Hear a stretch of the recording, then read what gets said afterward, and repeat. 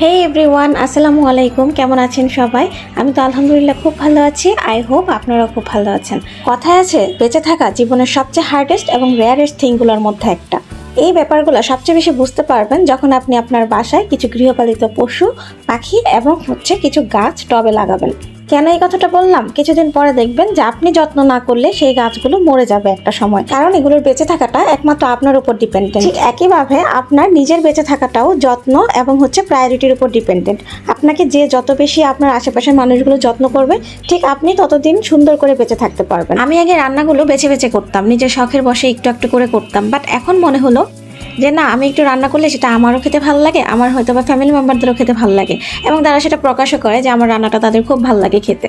তো জানি না আমি আসলে কতটুকু ভালো হয়, বাট ওদের ভালো লাগে, সেটাই আর কি বড় কথা। তো এখন আজকে আমি ব্রয়লার চিকেন রান্না করব।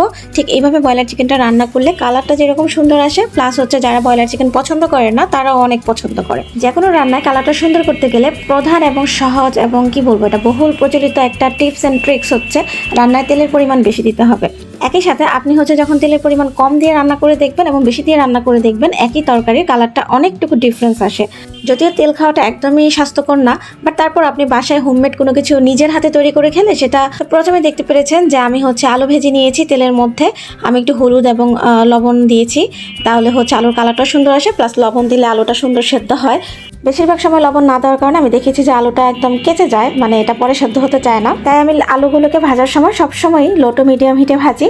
তো এখন আমি পেঁয়াজটা হালকা একটু ভেজে নিয়ে তাতে গরম মশলাগুলো দিয়ে দিয়েছি, আস্ত গরম মশলা যেগুলো হয়। তারপর এটাতে আমি একে একে আদা বাটা, রসুন বাটা এগুলো দিয়ে দিচ্ছি। কোনো মশলায় বেশি করে ভাজার দরকার নাই। তারপর আমি লবণ দিয়েছি, লবণটা দিয়ে আমি একটু নেড়ে চেড়ে ভেজে নিব যাতে আদা রসুনের কাঁচা স্মেলটা চলে যায়। রান্নার কালার সুন্দর আসাটা আসলে অনেক কিছুর উপরে ডিপেন্ড করে। তার মধ্যে একটা কারণ আপনার মশলাটা অনেক সুন্দর করে কষানো হতে হবে।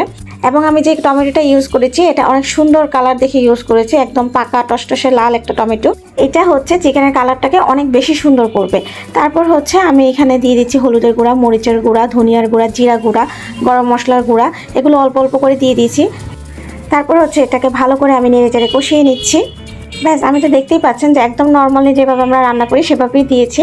তো তারপর মশলাটা ভালো করে কষানো আসার পরে আমি এখানে চিকেনগুলোকে দিয়ে দিচ্ছি। চিকেনগুলোকে আমি ছোটো ছোটো পিস করে কেটে দিয়েছি। এখানে এটা ঝাড় ইচ্ছা, বাট যেহেতু ব্রয়লার চিকেনের ভিতরে মশলা কম ঢুকে, এটার একটা থাকে, তো সেই জন্য ছোটো ছোটো পিস করে দিলে সেটা ভুনাটা খেতে খুব ভালো লাগে। আমি ভয়েস দেওয়ার সময় এই পেপো আওয়াজ হয়, বেশিরভাগ সময়ই মানুষ সাউন্ড করাটা খুব একটা আসে না, কিন্তু যে গাড়ির সাউন্ডগুলো খুব বেশি হয়, কারণ আমাদের বাসাটা একদম স্টেডিয়ামের পাশে। তো স্টেডিয়ামে যে কোনো সময় অনুষ্ঠান হলে সেই গাড়িগুলো আমাদের বাসার সামনে যে রোড, ওই রোডটা দিয়ে পাস করে।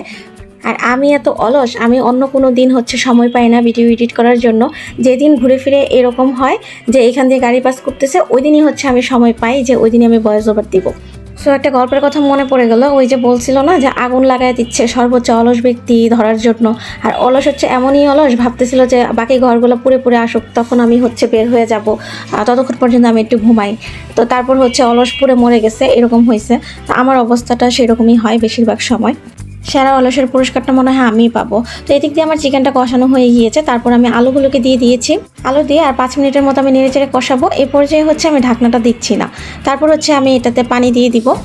আপনি মাছ রান্না করেন, মাংস রান্না করেন আর সবজি রান্না করেন, সব কিছুতেই কষানোটা মেন। কষানো ভালো হলে রান্না এমনিতেই খেতে ভালো লাগে। তো ব্রয়লার চিকেন তো এমনিতেই নরম, কষানোতেই সেদ্ধ হয়ে যায়। তো কষানোটা হয়ে গিয়েছে, তরকারির ঝোলটাও ঠিকঠাক মতো টেনে আসছে। আমি একটু ঝোল রেখে নামিয়েছি, কারণ যেহেতু আলু দিয়েছি, একটু পরে আবার ঠিকই হয়ে যাবে আর কি। তো এদিকে আমার কারিটা রেডি। সো দেখতেই পাচ্ছেন কি সুন্দর একটা কালার এসেছে। আমি নর্মাল মশলা ইউজ করেছি, দেখতেই পাচ্ছেন, বাট সুন্দর একটা কালার চলে আসছে কিছু স্টেপস ফলো করার কারণে। অবশ্যই এটা বাসায় বানিয়ে খাবেন এবং ফ্রেন্ডস অ্যান্ড ফ্যামিলির সঙ্গে শেয়ার করবেন। এবং বাসায় যদি বানান অবশ্যই আমাকে কমেন্ট বক্সে জানাতে পারেন। পেজের কমেন্ট বক্সে তো ছবি শেয়ার করা যায়। আর ভিডিও ভালো লাগলে অবশ্যই লাইক, কমেন্ট, শেয়ার এবং সাবস্ক্রাইব করে দিবেন আমার ইউটিউব চ্যানেলটাকে। আর যারা পেজ থেকে দেখছেন পেজটাকে লাইক অ্যান্ড ফলো করে দিবেন। ইদানিং এত বেশি মশার উৎপাত বেড়েছে, যদিও মশার ওষুধ প্রতিদিনই দিচ্ছে, অনেকক্ষণ সময় নিয়ে, তাও তারপরেও অনেক মশা বাসায়। সো স্টেডিয়ামে আজকে রাহাত ফাতেহ আলী খানের কনসার্ট হচ্ছে, উনি আসছেন, বিপিএল ওপেনিং সেরিমনি হচ্ছে আর কি ঢাকায়। So stay connected, stay happy. ধন্যবাদ, আসসালামু আলাইকুম।